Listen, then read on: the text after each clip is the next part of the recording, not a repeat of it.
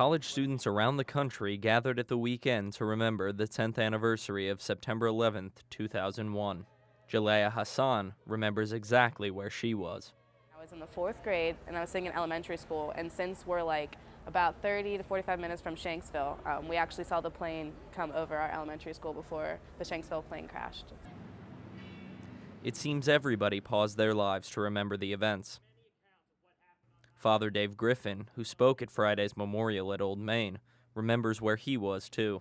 We honor these men and women. I was here on campus. I was in a meeting, and there was a news report that a plane had crashed, and at first we thought it was an accident, of course, like everyone, I guess.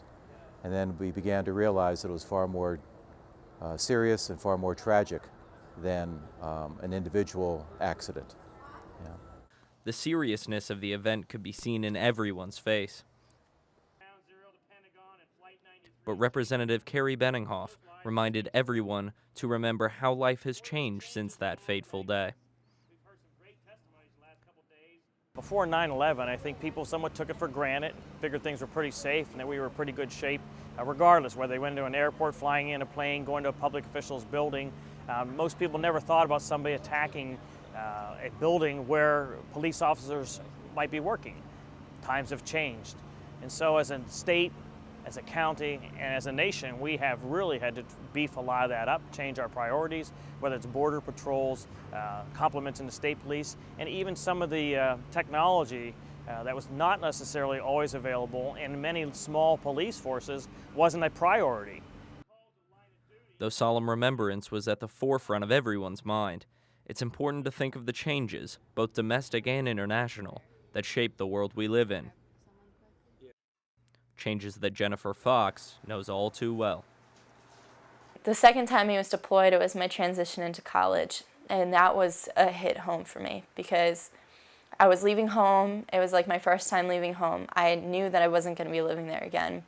I knew that I was going to be moving into an apartment and living here full time, and just to know that I would never live with my father again was just hard to say goodbye to him and then him leave for an entire summer and my transition into college.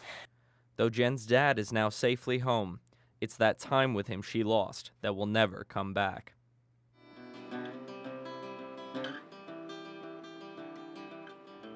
Exchange student Hamid Rahim had a different challenge, one made tougher by the events of 9/11. I came here in 2008. I'm supposed to graduate next May, so I'm in the graduating class of 2012. So I came in as a freshman in 2008, and I honestly was really scared because I'd never lived on my own, firstly, and to be so far away from my family, because I'm born and bred from Pakistan.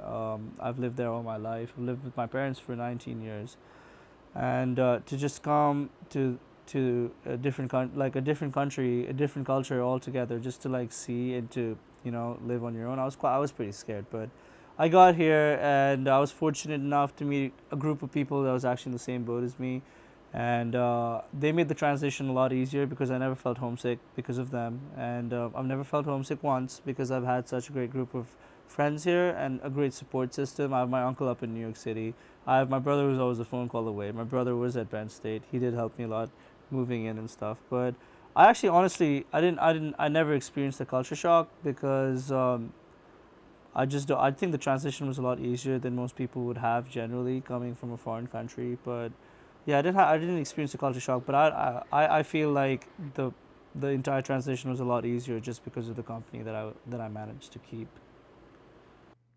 On this day of remembrance, it's important to pay respects to those we lost, but also those lives forever affected in the 10 years since the world changed.